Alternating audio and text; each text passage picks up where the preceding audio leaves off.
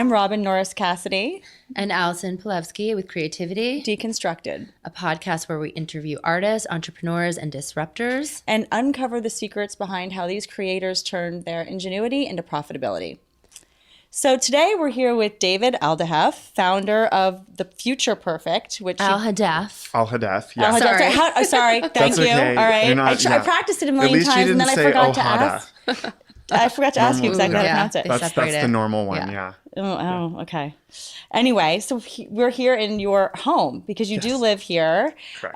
It's called Casa Perfect, which you founded this in 2013, but your original endeavor was in 2003 in New York in more of a studio space, but we're going to get to that. So I'll just run through the basics of this. But in 2013, you created Casa Perfect, a roving gallery installed for a period of time in a home setting. For example, today we are in a house designed by architect Raul F. Garduno, located in the Trousdale Estates above Beverly Hills.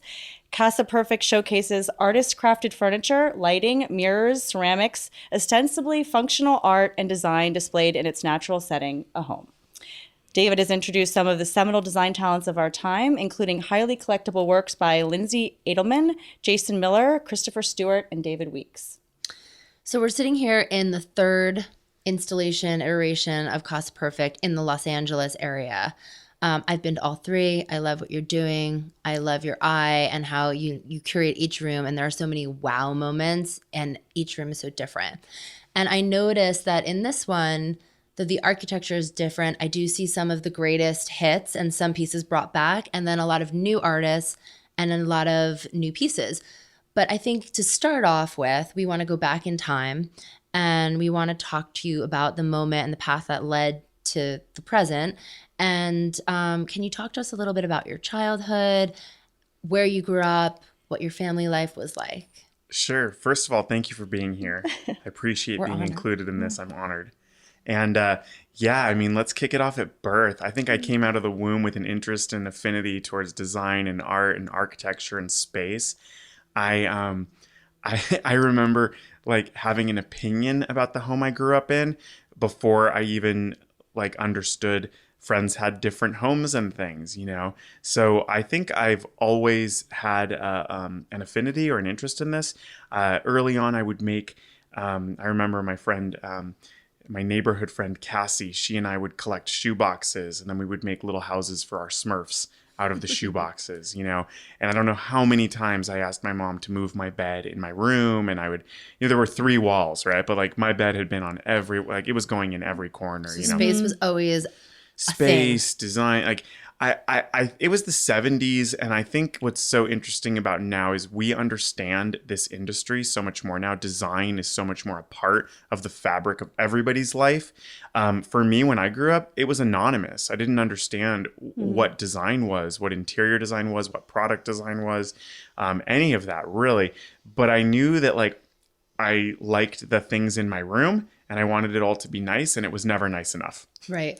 And if we all compared, because we think we all grew up in the 70s, if we all kind of took childhood photos of our homes, I bet we all have a few iconic pieces that were very 70s and be like, oh, we had that. Even like from telephones to like a Thonet chair. I mean, there's just certain things that we probably all had. I wish I lived in a house like this, though. I know. Well, Me we are too. in a 70s. This was my dream house. Yeah. What year is this house? This is 1971. Okay. And we're sitting in this room and you guys just installed this 2 weeks ago. You finished? Yeah, if that. And tell us in this room, what was here? I mean, what was we have cork on the walls, we have the tile on the fireplace. What's the extent of which you guys touch the house? It's funny. Normally we touch the house pretty heavily, and most of the decorative aspects of the home end up being our own. You know, but in this house, and especially in this room, it was so special. We touched very little. We did change the carpet in the entire house, so that was our decision. But the fireplace was here, the cork wall was here, the grass cloth was here, the vertical blinds were here. You know, so much of this space was so beautiful to start. We made a very deliberate decision not to touch it, even though our programming says we do that. So that's actually one of the things we wanted to know about. But is when you're picking the house, is there a criteria list where you're like, it has to have this, it has to have that? Or do you really pick by your instinct when you walk in and you're like, no, this is it. I feel it. This is the next one. It's a little more the latter, it's much more of like, it's a feeling. It's walking in and it's just having this sense of vibe and energy in the house. I've gotten very LA.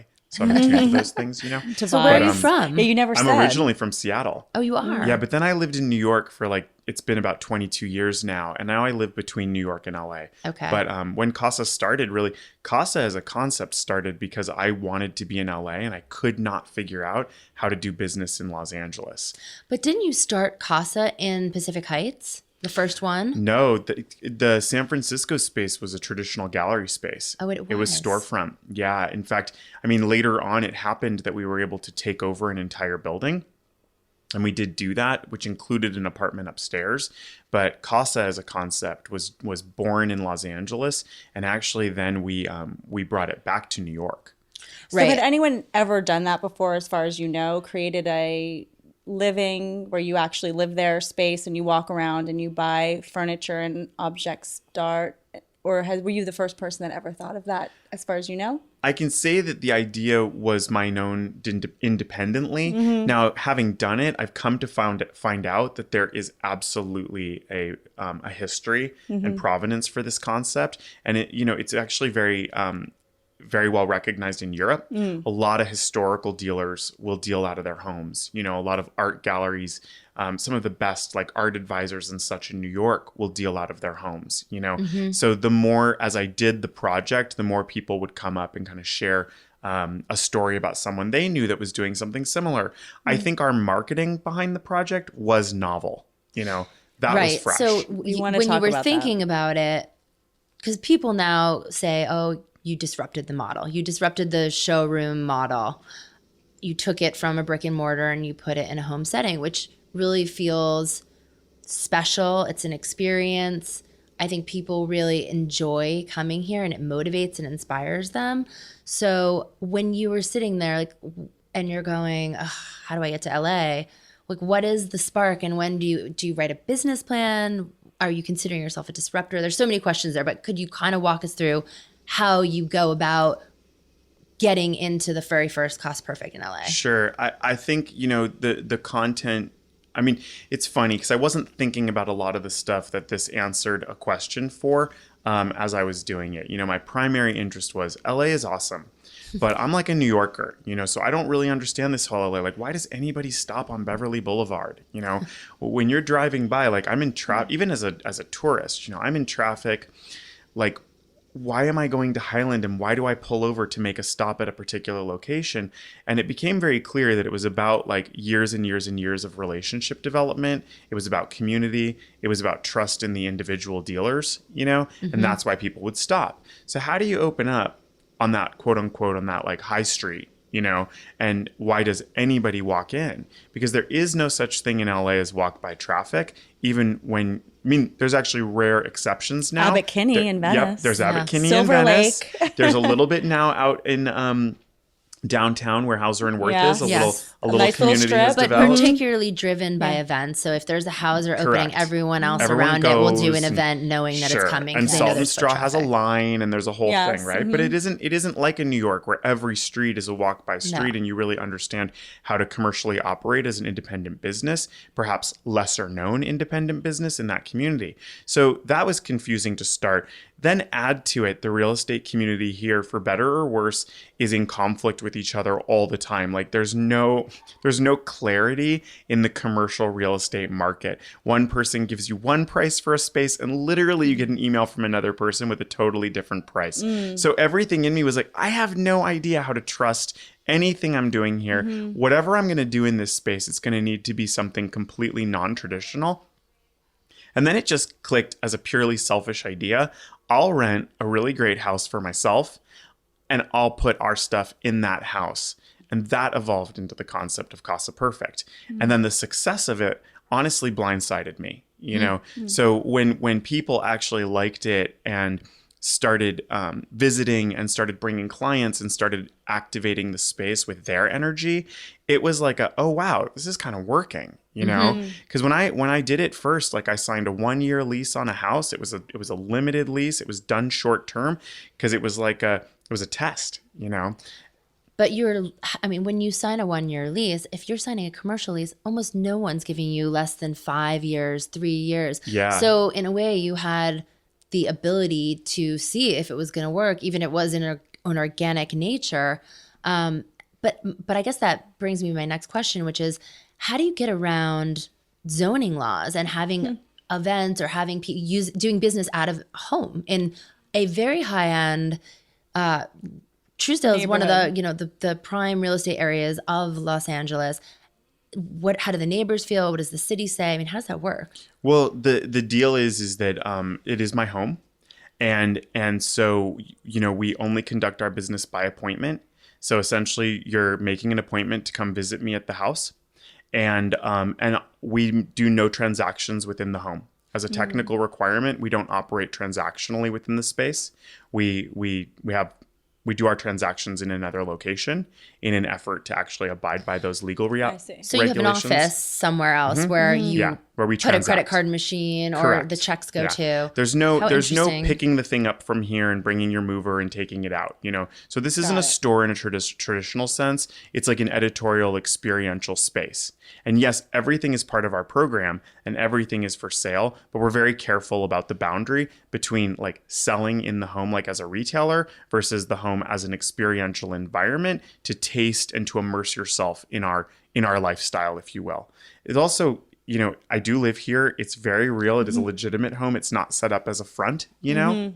As I pick up my water, and As you I'm pick up- very nervous Yeah, about right? what All the I furniture am around. I'm always damaging. nervous What is too. going on? We were saying that. Yeah. So what does that mean, living among all of this art and things that are brand new and Does you that don't want affect to your ruin? dating life? No. I'm married. It affects my relationship heavily. No, Yeah. The truth is that in each of the homes, we've learned how to do it better and better.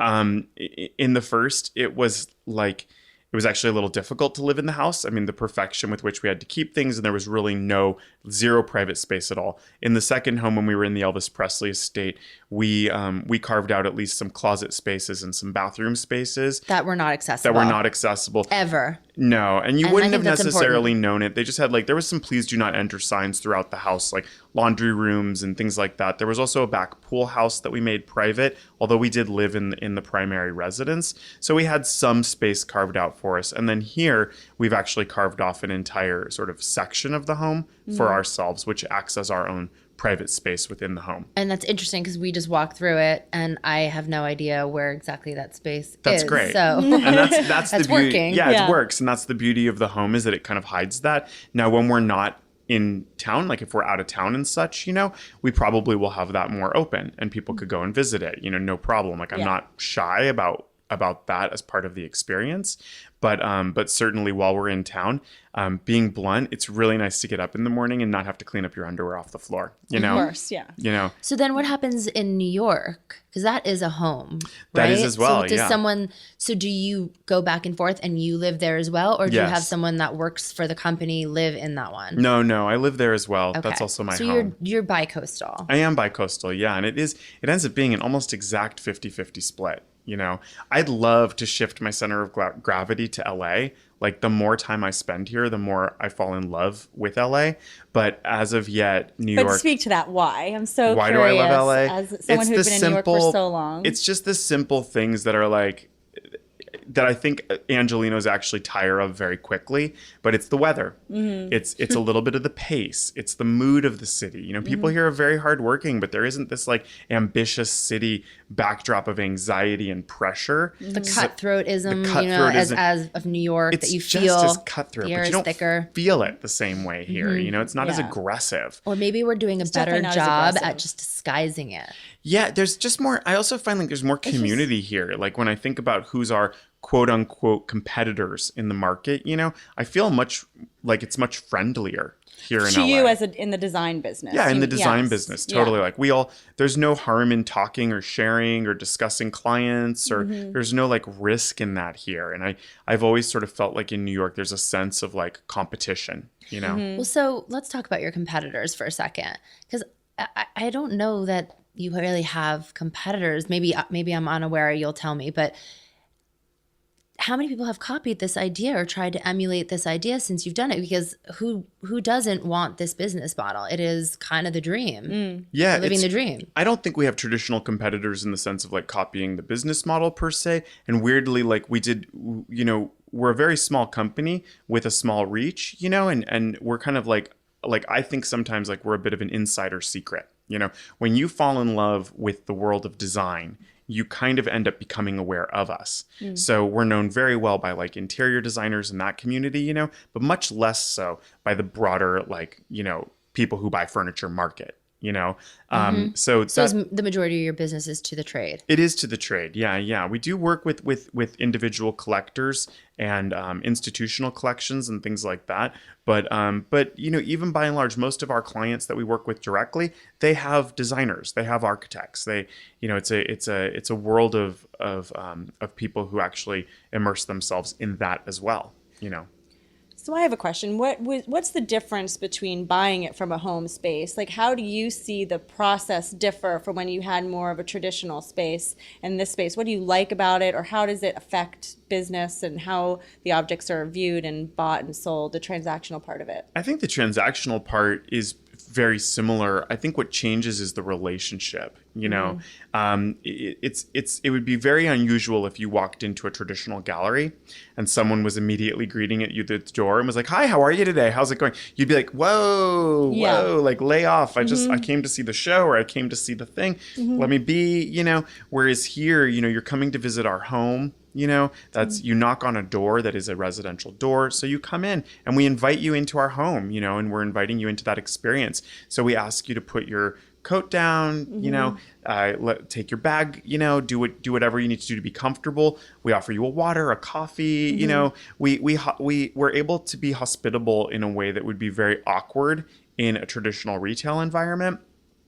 And then we're able to create a relationship with you that, again, would be very awkward. You know, we walk you around, we talk with you, we get to learn a little bit about what maybe you're working on, why you're here, what your interest is, you know, and we get to chat with you about that. Is everybody invited in terms of, do you need to have an architect or a designer or somebody bring you through, or I have told Robyn about it in a passing conversation and she's like, well, can I just knock on the door? You know, or no, it's by appointment, but could she email you and say, hey, I'm building a house, I want to come up with my husband. Is that welcomed?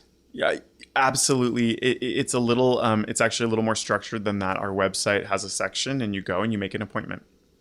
And you'll respond to anyone though? If the appointment time is available, you can book it. You know? I have to say I loved walking through the door because the white flowers from the tree are falling, and really it is a real door, and a beautiful woman answers in her long red robe and does offer us water, and it was really was an experience. I think it's beautiful. Immediately comfortable. Yeah, it is. It's comforting safe in this way, and you feel safe, so you let your guard down. You don't, you know, we're not, and we're not really trying to impose something on you. We don't have an expectation of anything other than you've come, you're visiting us, you're going to check out our space, our program. You know, we hope that's of interest. But in this community, you know, sales to people who are professionals, you can't force, you know, interior designers to buy things. You just have to make them aware of it, and then they'll share their interest level. How do you keep people coming back? Is it the designer bringing different clients back, or how do you keep the experience new? Because we're all craving these new experiences all the time. Yeah, we have to constantly program, you know. So as you kind of mentioned, even for this house, there were some things that you knew from the previous spaces because you've been with us for a while. You've visited our other spaces, but you commented that there were things here that you'd never seen before. You know, even in this room, there's work that you just had never you hadn't visited at any of our spaces. There's a brand new Franz West lamp that's right behind you that's brand new to the program in general and debuting with our program here. You know, there's the ceramic work from Cody Hoyt. There's a brand new collaboration we're doing with a local ceramicist, Bari Ziperstein, that's all featured just in this one room, you know. So the sofa that's here was actually in the last house. The chairs you're in, though, those are brand new for the house. Those are Demore. Beautiful. Yeah. Beautiful and really comfortable. Yeah. And you wouldn't necessarily expect it. It's a pretty like You were saying strict chair, but it actually ends up being really nice. So those are from Demore, which is an Italian design brand.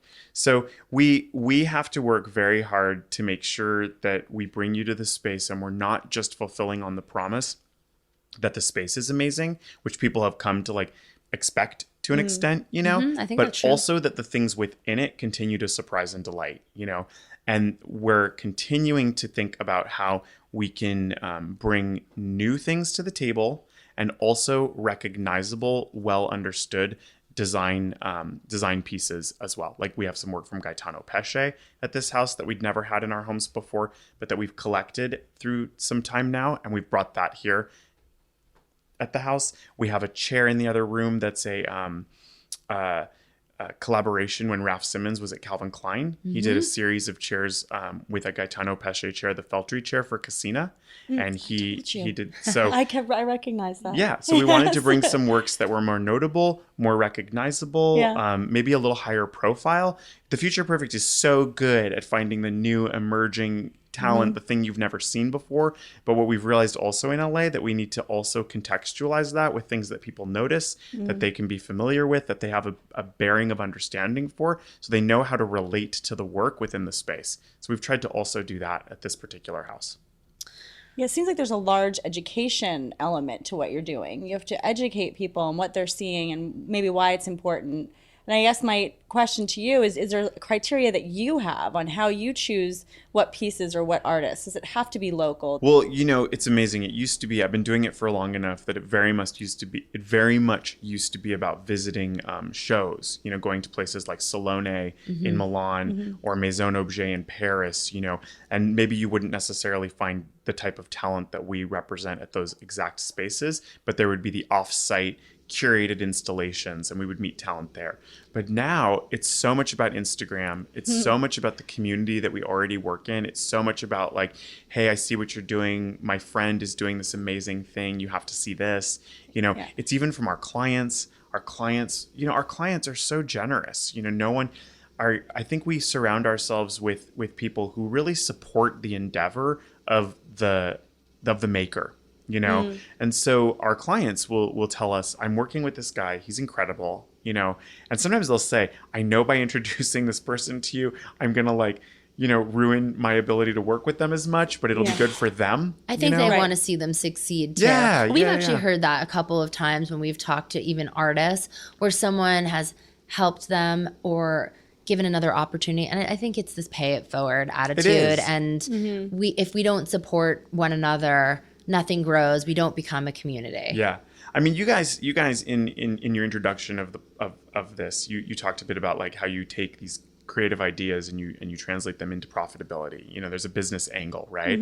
But you don't end up in the world of like rarefied luxury design because profit was on your mind. No, you're absolutely right. This is like, a love affair. The fact that we've made this work and that we have a profitable company and that we've built something that supports a certain group of people that work with us and that we have a team and all of that is really like a byproduct of an original passion for being in this world. You know, when I opened up the Williamsburg store in 2003, it was me behind that counter 6 days a week.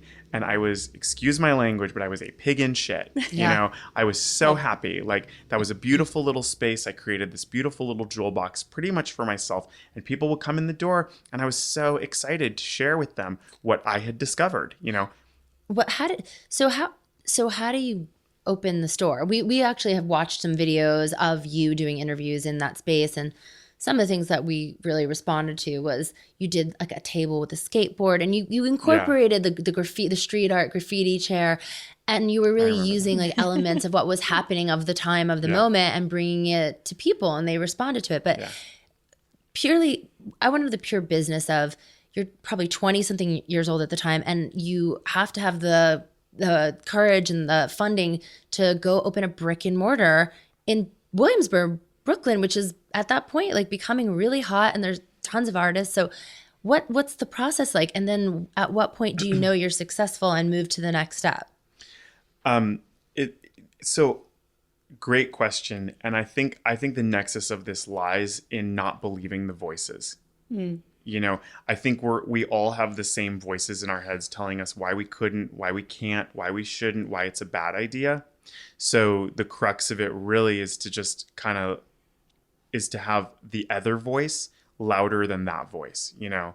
And I think that's the reason why anything happens. That's to me, when I talk to other entrepreneurs, that's the thing that we share in common is we had faith in our concept that was bigger than the voice in our head that told us it was a really bad idea.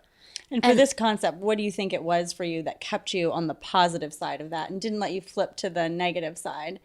It's intuition more than anything. I mean, especially as the business evolved from the Future Perfect and now is Casa Perfect as well, and that activation started. It was an intuitive sense that there was nothing. It was in my mind, it's risk free. But you survived a really hard period of time. I mean, you started in 2003. Then I think the Future Perfect, which was the gallery in New York in NoHo, and I think I read that it's next to Basquiat's original studio, which must have brought some cool inspiration. Yeah. But you survived the downturn and you made it through. Correct. I mean, what was that like? Horrifying. Terrible.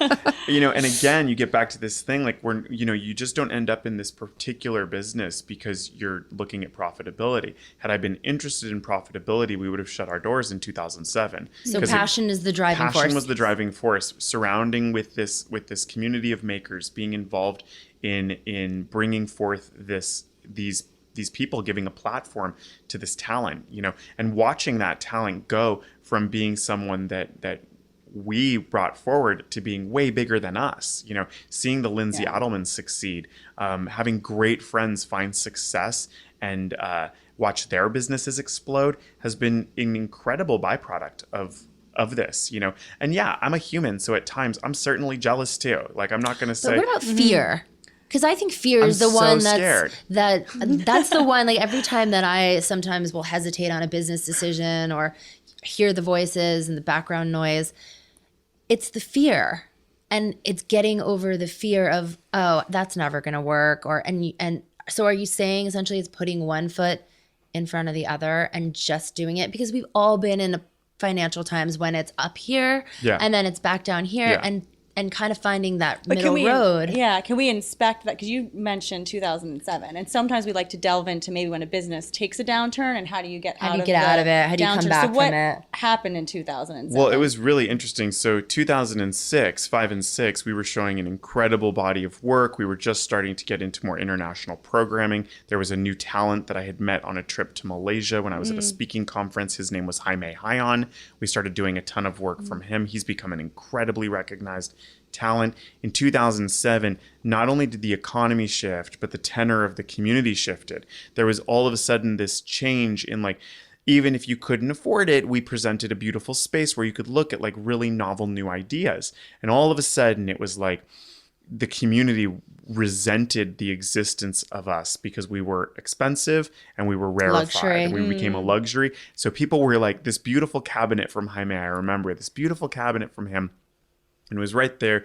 And people were like, oh, so pretty. You know, that was 2006. 2007, they were like kicking it. Like, what is this? Well, there was a lot of art in the same way, like where Damien Hirst's art kind of hit a high. And then like with the fall of Wall Street, there was a massive reaction to using like diamond dust and anything that kind of had a bling quality or luxury brand things associated. Had gone too far and the market, you know, the market calibrated itself. But there was also this weird thing that happened that even people with money got really scared to spend any money. So it was a really difficult period to come out on the other side of. And we actually, we shifted our model. You know, we were in Williamsburg at the time and we made a business decision and we became a little bit more giftable around that period. And, you know, and I think that actually, that was good and bad. You know, that was good. We stayed in business. We kept the doors open. So you mean smaller objects that smaller people objects, like little things, you know, kind of, you know, for lack of a better word, some tchotchkes, you know. But like in 2009, when I moved into the Manhattan space, I had this conversation with the woman who worked with me at the time, who still works with me. And we were looking at each other and I was like, we're kind of at a fork in the road. We can do one of two things here. One, we could go out and we could raise some financing and we could maybe go and turn this into a mall concept, you know? Mm-hmm.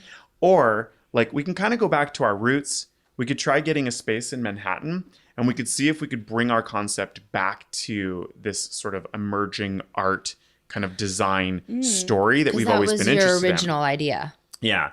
And so when we went around looking at spaces, we were juggling both ideas, and we ended up finding the space on Great Jones, and it had a lot of the feeling of what the original Williamsburg space had. So when we took it, it was very much with the intention of returning our viewpoint to the like more collectible, more rarefied contemporary design. And that actually, we launched work with Pete Heineck in that space, and that was the first time he had ever worked in the US market. And that started us off again in working on like the more interesting, collectible, emerging story that always has been fundamentally of interest for us. Well, while we're talking about collectible, I have a question about imitation. I mean, imitation is supposed to be the highest form of flattery. You represent a lot of artists that have been other artists or other people have been inspired by and make a very similar version. Yeah. But at the same time, you know, I mean, I look around and I see some pieces and I'm like, oh, well, that person was inspired by Jeff Koons, Garrett Rietveld, Paul Evans, and I can see where those influences come into play. Yep. So I guess two parts to the question. The first one is when you're looking at artists and you're looking at new talent and you see that, are you ever, you know, afraid of that? And then how do you deal with when your own artists that you've created a path for get imitated? Totally. Well, it's great to parse that out into two things. One is to be inspired is incredible. Like there's a lot out there, you know, there's a lot of information. So to suggest that any concept these days is built without a foundational inspiration is very hard to substantiate that something is truly independent of inspiration, you know? And there's to be inspired by, and I think that's an incredibly respectful starting point for anyone to start a project. And then there's to directly knock off or copy.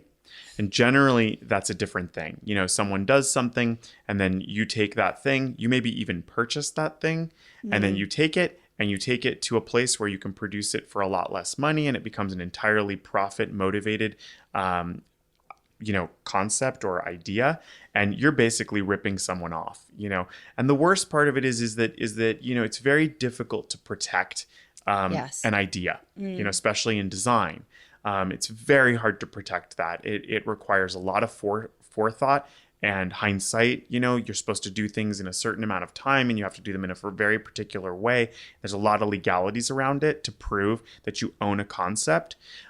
So it can be done. And it's unfortunate because what someone's doing when they do that is they're essentially stealing the idea from that other person. It is stealing. It is. I mean, it is stealing. And I think I was speaking to another gallery owner over the weekend, and he was saying the same thing, that he had someone who came in and memoed a lamp and basically copied it, and then they mass produce it and sell it at a lower price. Yeah. But there isn't a whole lot that you can do. And if you do try to go down the litigious route, it's a lot of money. And at the end of the day, whatever you can gain back, or you can't really stop them it's from very doing difficult. it. So it's very, very difficult. Yeah. So do you just ignore it and think, oh, the people who want the real thing will come to us? Certainly there continues to always be a market for the real thing. I found that, at least, you know, with some of the pieces that we carry that have been flagrantly knocked off. But also for the makers, what I've noticed is there needs to be a certain attitude that they carry with this. It hurts. It's a bummer when someone does this, when someone steals your idea. I can tell you there is no flattery in it for that person, you know. But you can either be affected by that and let that haunt you and let it destroy you, or you can move on. You can have your next idea. Right. You can evolve. You know, you can move forward. You have to pivot. It's what you did when you started selling gifts in some way. And then it's what we did when we pivoted back in you... 2009. And then it's what we did when we pivoted by opening up San Francisco, you know, constantly. Like if I feel somehow pained because, you know, in 2005, there were stores other design stores in the country that were coming to our location and were shopping it, you know.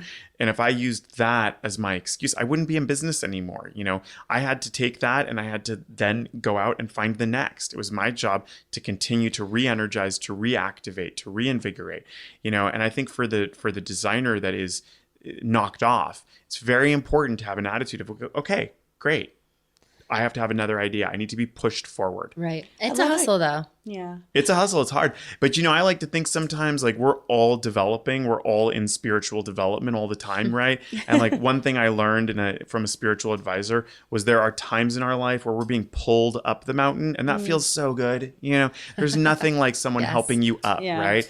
And then there's those times when you just want to stop and you want to have a little sip of water and someone's pushing you from behind. And there's nothing more uncomfortable than being pushed, you know? And that's very painful. But there's a lot of growth and there's a lot of change in being pushed. So it's very hard to say what is positive and what is negative. You know, I don't have perspective enough to have an understanding of what today's circumstances are for me to judge them as positive or negative, because so many doors in my life have opened as a result of something that I perceived to be bad at the time. You know, and then looking back, it happened. I think all of us. I think all at of us moments in our life. My kids that. Totally. It's very hard not Resilience. to be affected by what we're experiencing in the moment circumstantially. But every time I look back on those same circumstances that were pivotal for me, I'm like, yeah, but then I would have never had XYZ, or then this thing never would have happened. And I would have. So basically the net of it is we are where we are as a result of all the good and the bad that happened before.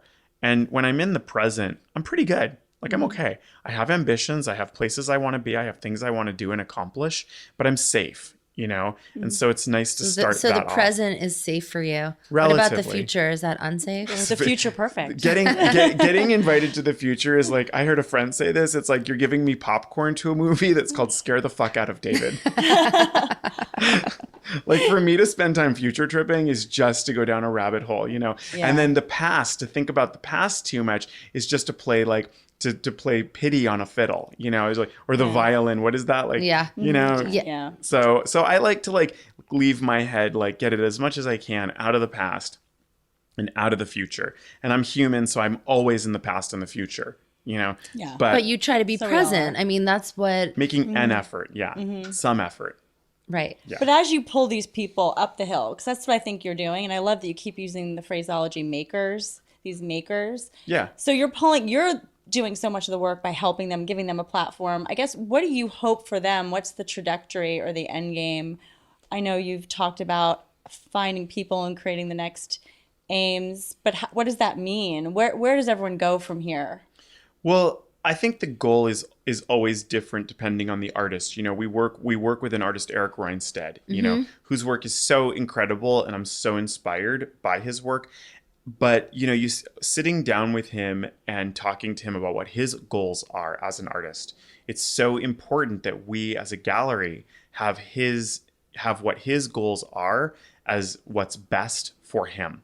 So his intentions, because I would imagine that some only want to make an edition of 50 or 100, maybe less. Sure. And some would like to have a licensing deal and sell units and make great design for the masses. But I don't imagine that Casa Perfect is ever going to make design for the masses. I don't know. You know, we haven't yet. That hasn't been our goal to date. But like, you know, when I think about what certain artists' interests are, you know, like, for example, Eric, you know, he works on every single piece himself, and it's what he wants to do. He doesn't want to develop a studio practice of 50 people and art direct. You know, he really wants to be pivotally involved in the creation of the object or of the thing, which really makes them fine art, you know, and they are, you know, when you look at his work, they're just becoming increasingly the function in them, although they always start as a basis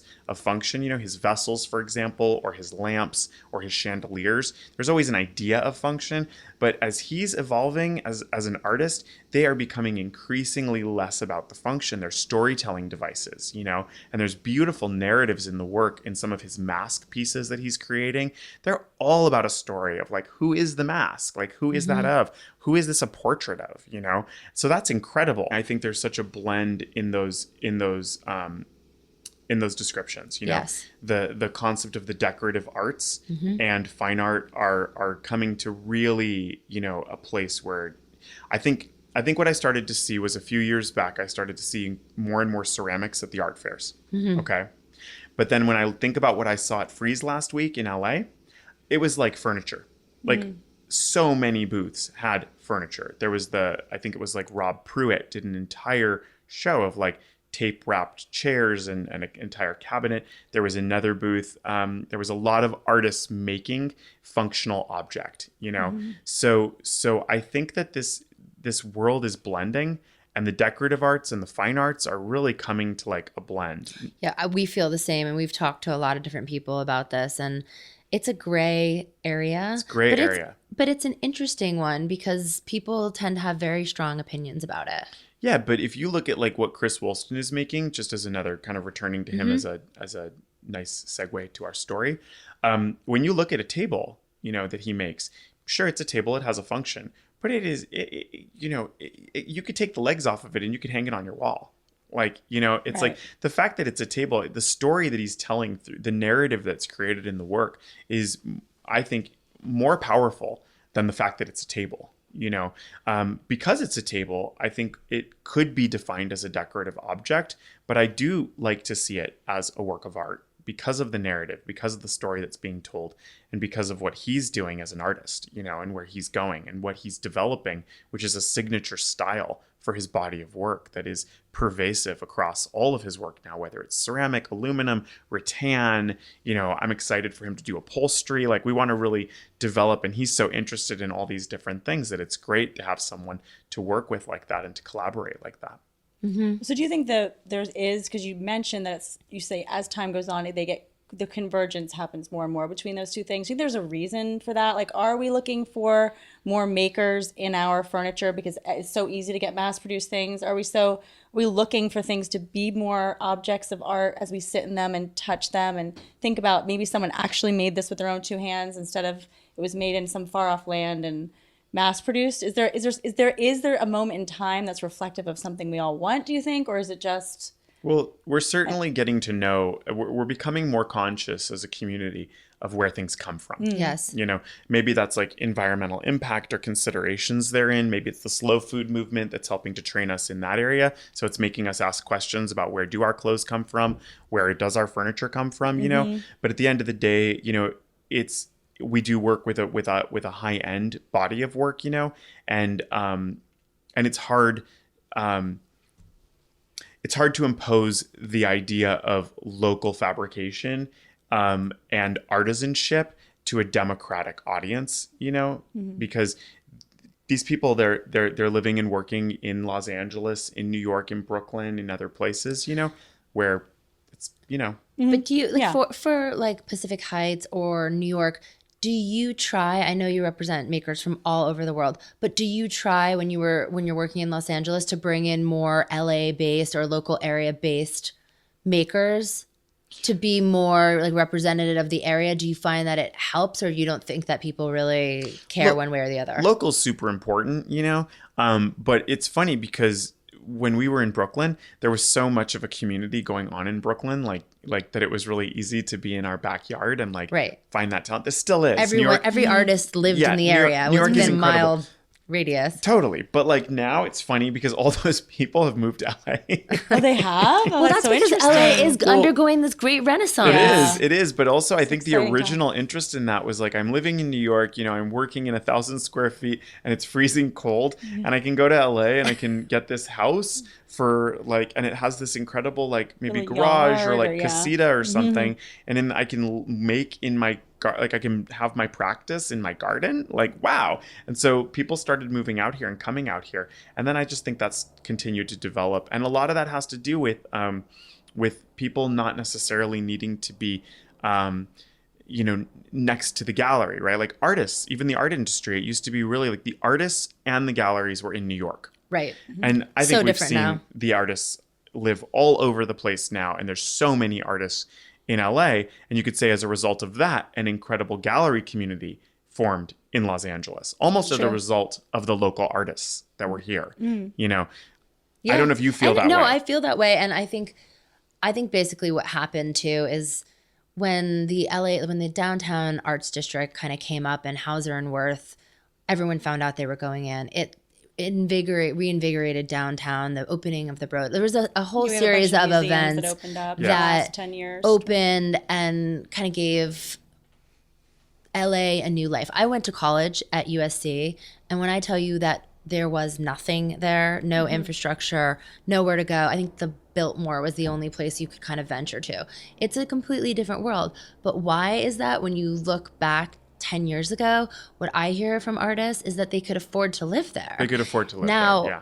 Fast forward, we're in 2020, a lot of them can no longer live Sure. there. So where's it going? Eagle Rock, anywhere further east of there where it's still affordable and you can get a studio, or it goes down towards like the West Adams district where all of my vendors and makers, I'm an interior designer, when we made things, that's where they all used to be. Yeah. They've all sold their buildings and either made a lot of money or moved completely out of the area. Sure. That makes sense. Yeah. And that's the same development we saw in New York. I mean, the reason why people were in Brooklyn and not in Manhattan was for the same reasons that you've described. They got pushed out of Soho. They ended up in Williamsburg. Right. No, it's and true. then they got pushed out of Williamsburg. They ended up in Bushwick. And now they're in the process of being pushed out of Bushwick.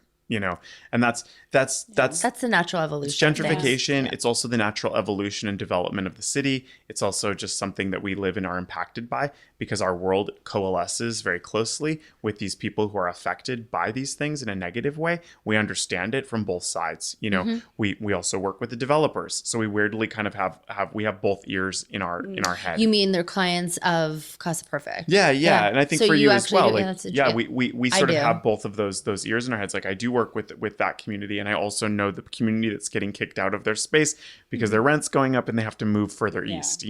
But I think that original, like what I saw, that exodus from New York to LA, which I think is still going on to an extent, it was sparked by the fact that you could come out here and you could live work. But the crucial thing is although profitability is an important aspect of the conversation, especially when you talk about creative business, if you are motivated, if I can only speak for myself, if I am motivated by profitability is when my worst ideas come to fruition.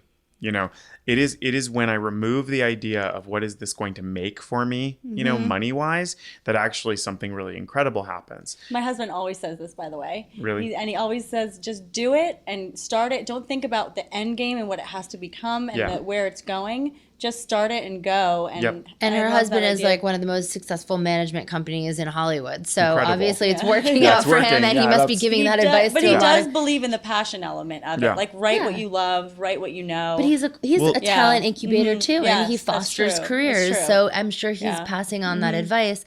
And I do think you're right that we make some of the worst decisions when we're up against the wall, and you have to make a financial decision, Yeah. and it's not about the creativity anymore. But that is a reality for a lot of people. It is, but it's when I'm doing my least original work is when I'm motivated by by the money side of the business. When I'm motivated by the creative side of the business or by the novelty of it, again, those voices in my head, getting them to shut up is the crucial bit there. But having faith and barreling forward and doing something in the face of my own head telling me it's a bad idea, that's when the great things happen, because no one ever applauds anybody for doing something somebody else has done. Of course, you don't get applauded for copying. No. But you said original work. So let's talk about original work. Does Casa Perfect, the Future Perfect, have their own branded product? We have gallery. We represent artists that are exclusive to the gallery, and we do have a few pieces that we make ourselves. We have a lighting collection by Trousdale, the Linden collection. We have a chair that was designed by Russell Pinch, the Goddard, and a seating collection from Jason Miller, the Kent collection. And we make those pieces ourselves, but it's limited what we do ourselves, what we make ourselves. Mostly what we sort of would be known for doing exclusively are going to be the gallery works that we represent exclusively. Okay. And what happens when you represent someone like Lindsey Adelman, and there are other people representing the brand in the same area? How does that work? Yeah, that's a good question. We just have to, you just have to believe in abundance, and you can't get too caught up in trying to put anyone in a cage, you know? So everybody has their own ambition and their own way of thinking about something. And especially for Lindsey, it's a more is more, you know, there's plenty of room out there. There's plenty of people out there. There's plenty of people shopping, and, you know, we have great clients, and fortunately, they buy from us, you know, and there are others who are great clients of other places and they buy from them. But if you don't have an exclusive, I love how you are with your. But that's kind of like the retail. That's the retail thing, you know, and that's like we do carry things that are also represented by others, you know. So natural path. So the last Casa Perfect, totally different architecture, totally different feeling. Totally. I'm sure that is on purpose. Oh, it had to be. Some of the things that, I mean, I know you're bringing in new. How long in advance do you start planning for the next one? And then after seeing the objects in a certain space for such a long period of time, who is the one who comes into this room and goes, this goes here, that goes there, we're going to order this for there? Can you just talk about the process of it? Because it seems like a lot of work. It's a lot of work. It's a lot of work. And I was laughing because it's such a surprisingly short timeline. You know, it's like we... Oh my gosh. We left the Elvis Presley estate on January 1st, and we were in this house and operational, and we had changed the carpet by, you know, early February. Wow. So it's a very short time frame that we have to plan. It's February 20th, by the way. It's February 20th today. Yeah. It's not very many days later. No, it's not even that many days later, I love this right? carpet. It's like Yeah. the perfect 70s, so but a much. tad updated. It's Thank like you. the perfect. I already appreciate I that. already checked it out. Yeah. Love it. Okay, wait. Well, so, but in those 6 weeks, what happens physically and mentally? So first of all, like kind of the question had so much good things to talk about. So first of all, the last place we were was the Elvis Presley estate in Trousdale. There was absolutely no upgrading the house in terms of. It was Rex Lottery, right? It was originally Rex Lottery, and it had been like gut renovated in the 60s. So it got turned into this incredible Hollywood Regency fantasy of like Frankenstein architecture that was so amazing. You know, 17-foot tall doors and drama. Like, you know, literally floors imported from a chateau in France in the entryway. And I mean, it was epic, and it was baller, and it was a party house, and it was amazing. And it was Elvis Presley's. So, it had great provenance. Yeah. So the concept in my head wasn't that we were going to top that house. There was no topping the house. It became about shifting the narrative. That's very well said. So the goal for me wasn't about finding anything better. It was just about changing the story entirely. So when I walked into this house and I saw like how 70s it was, you know, I saw the vertical blinds. I love that you're laughing about that too. Well, because you're sort of like you're in on the joke. There's something. It is 70s architecture. Had I seen this house 2 years ago, I would have been like, "Thank you, no, thank you." Popcorn ceiling and wall-to-wall carpet. I would have been horrified. But that's what I love about what you're doing. Yeah, but like all of a sudden, I was like, "Oh my god, this feels incredible!" No, and it he's just felt getting so more fresh. LA by the day. Yeah, right. Getting into the 70s vibes. But popcorn ceiling, like, I mean, I love, obviously the room we're in has this much more Schindler kind of nod, you know, there's a little more of a mid-century nod, and I loved that aspect of the house too. But there was all of this decorative treatment in the house that was like so like, I mean, it's on the edge of being acceptable right now, but I'm excited to be a proponent of it being really exciting, you know. So I'm excited to bring back these ideas and to see them maybe being something that would be of interest again, you know. But I thought that was an incredible way to shift the narrative, was to tell it in what ended up becoming an architectural jewel. So we go from like Frankenstein architecture, and we return to a house that was built in 1971 for a family that has lived here up until the moment that we moved in. You know, and that was incredible, like to find this relatively untouched piece of architecture that had such a mood, you know, and was so periodically kept intact. But I bet people are really surprised, people that have been to the other ones, when they come into the house, because it is really different. Super different. Yeah. And I mean, I'm walking around, we had an event recently, and walking around, I heard people saying wonderful things, and I heard people being a little confused. Like people were like, this isn't as much of a party house anymore. What happened? Where do you see What's it going? The future of the future? Wow. Okay. Perfect. I mean, I like right now I'm following the round peg in its round hole, but you know, I think that I have a lot of unrest right now, And so I think something really new is coming for me, but I can't speak about it yet because I don't know what it is. But I you can feel it. Yeah, I can share with you quite honestly, even though it's a little uncomfortable to not be able to share, this is what's next. I can share that I'm feeling tense. I'm feeling an underlying Like you're sense. ready to shed a skin. And... Something's happening. Yeah, Okay. Something's going on. I'm feeling a little bit of a sense of discomfort, feeling like everything's not totally okay exactly how it is. And that just for me is always the thing of like, oh, I've got something new is coming, So sometimes there's comfort in uncomfortability, and Totally. it's knowing, I guess for you, it's knowing that there will be a next idea or a next phase. Yeah, I just keep thinking that like what I'm learning from Casa Perfect, even in New York, LA, is like there seems to be something really special about the architecture and the selection of the architecture.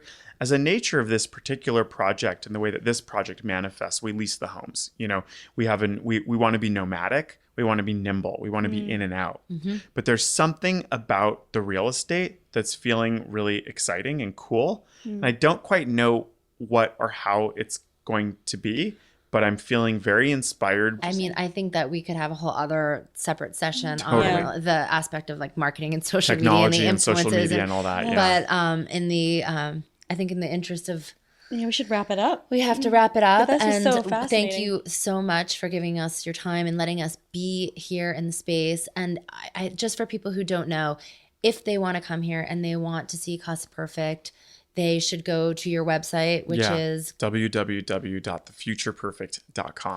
Yeah. And make an appointment. Yeah, you make the appointment right at Casa Perfect, and you literally are the master of your own destiny. No one has to respond back. You just book the appointment. Oh, great. Right okay. there, Well, which is thank great. you. Again. Very easy. Thank you so much. Thank you. And thank you for your life philosophies. That was really interesting. It was good to get to know you. Well, thanks for being here and sharing this time with me. I really am honored and I appreciate it. All right. Well, thank you. Thank you. Thank you.